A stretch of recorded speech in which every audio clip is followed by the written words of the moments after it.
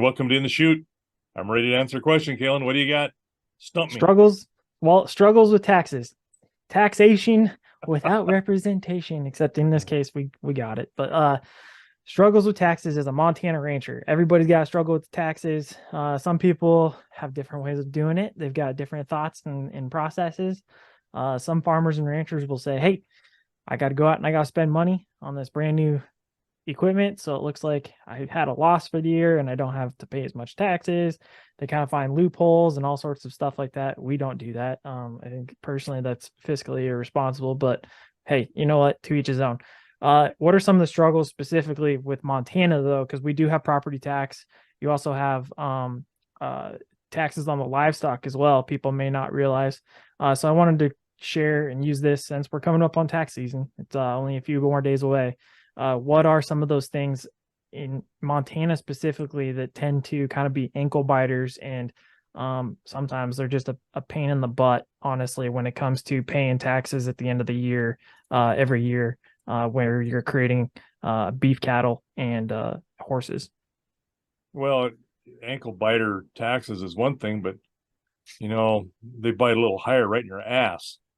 So that and it's the structure of it as well. It isn't necessarily the whether you got a profit or loss, because you're going to pay property taxes regardless. Right. And the way it's structured in Montana, and this is where it gets you bitten, um, it's based on, kind of like comps on a house in a neighborhood, and it depends on what it's valued at. Well, if somebody comes in and buys 20 acres next to you, and this has happened, and I've kind of let these people know Yeah. that when they moved in from out of state and they paid way too much for, all of a sudden they got a 20-acre ranch or 5-acre ranch, and they have paid way too much for this. I mean, it isn't valued at, even close to what you could do with it with an agricultural purpose.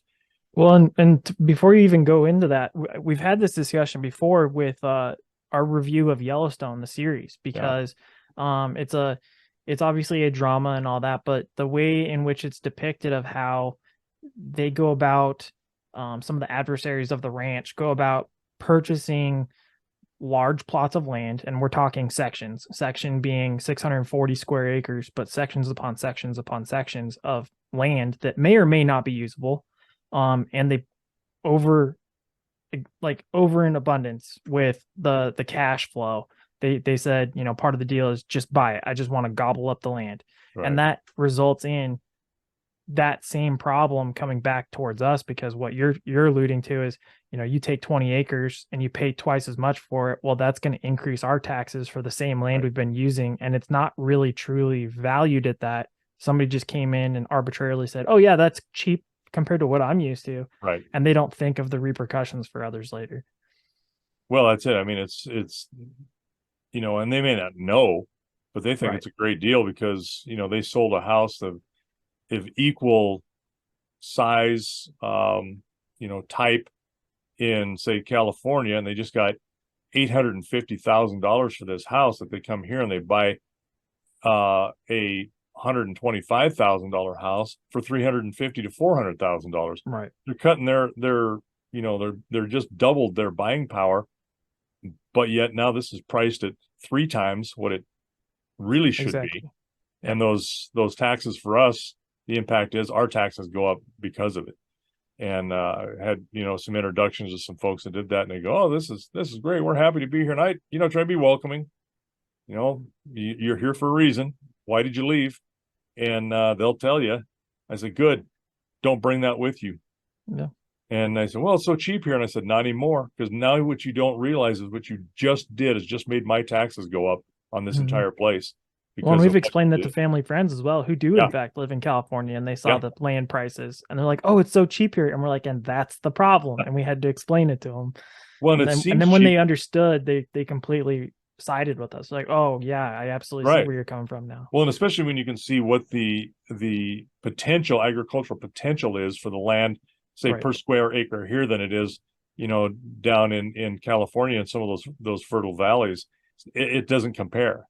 And then of course you've got the housing issue on top of that they're covering with cement and pavement. But um taxes are tough, and sometimes we tend to do that a little bit differently, I think. But if we had a huge profit, then some people are forced to, what, this is the time to upgrade some of our Right. equipment.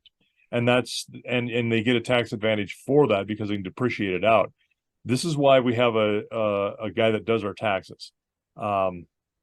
I'd probably stick a gun in my mouth if I had to do my own taxes and Well, try and not only to do it that, but it right. keeps us out of jail too, because having somebody who knows what they're doing versus Right. us just trying to figure it out one time a year, it's a whole lot more efficient to just say, hey, you know what?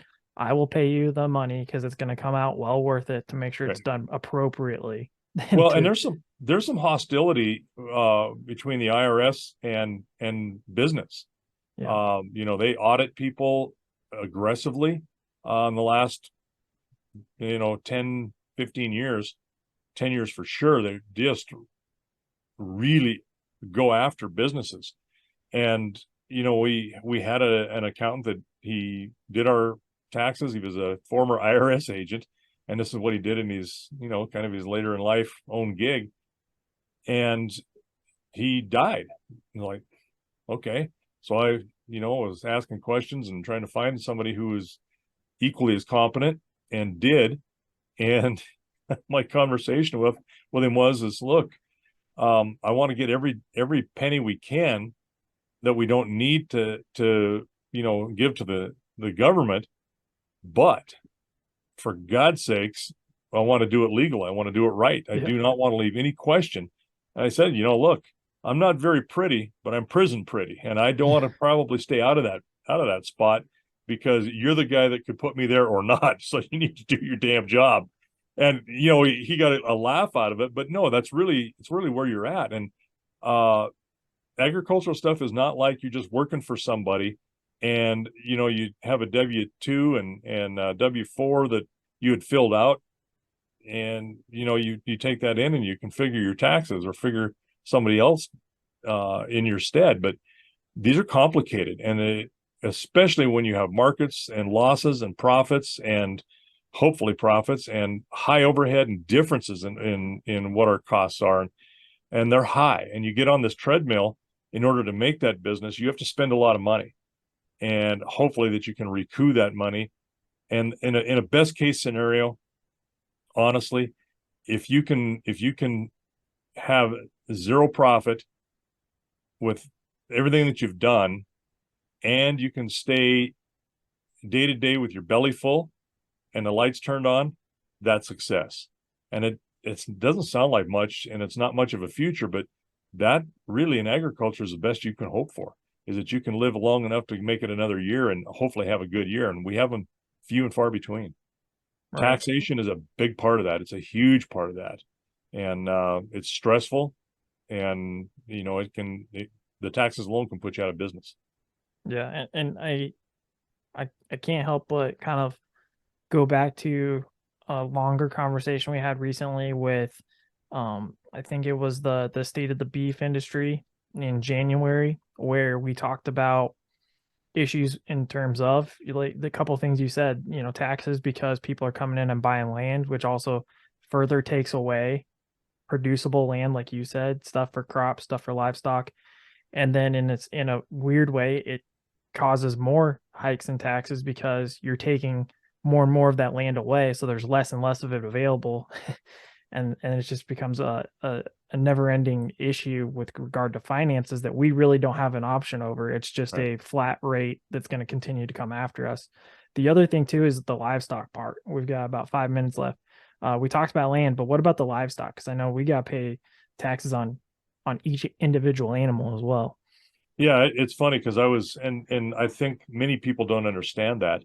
I can remember having a conversation one night sitting around at work in my former life, and we weren't sitting around, we are doing our jobs, but it was a lot of computer work, and the superintendent was kind of going off on taxes, because I think he just had to pay some, and he Yeah. goes, you know what? Pretty soon, guys like you, and he's looking at me, you're going to have to pay. They're going to force you to pay taxes on every animal you own. And I looked at him and says, so when do you think that started?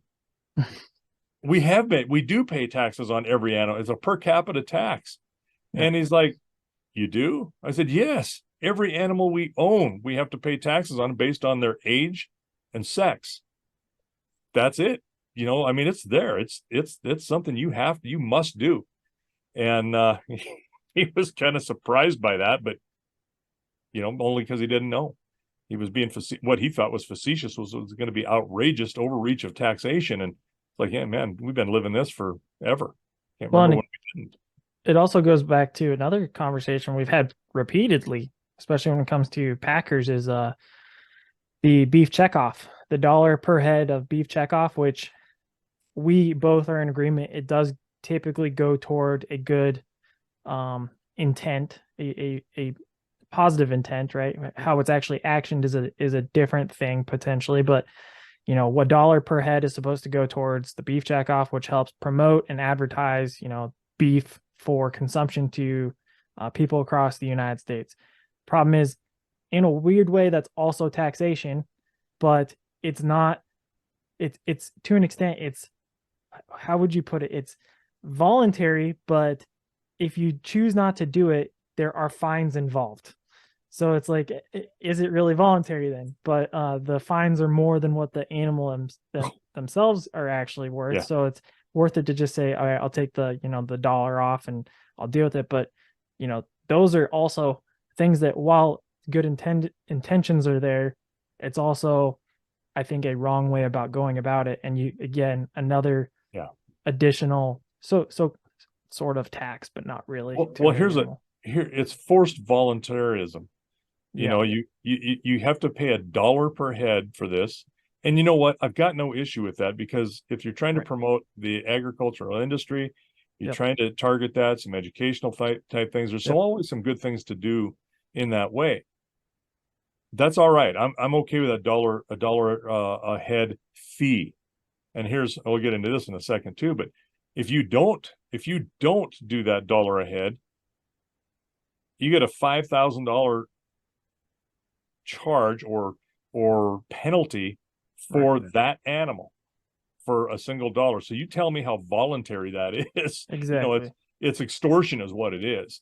So who wants to go through that headache of all of a sudden you're going to end up paying $5,000 because you didn't pay $1? I mean, it's incredibly.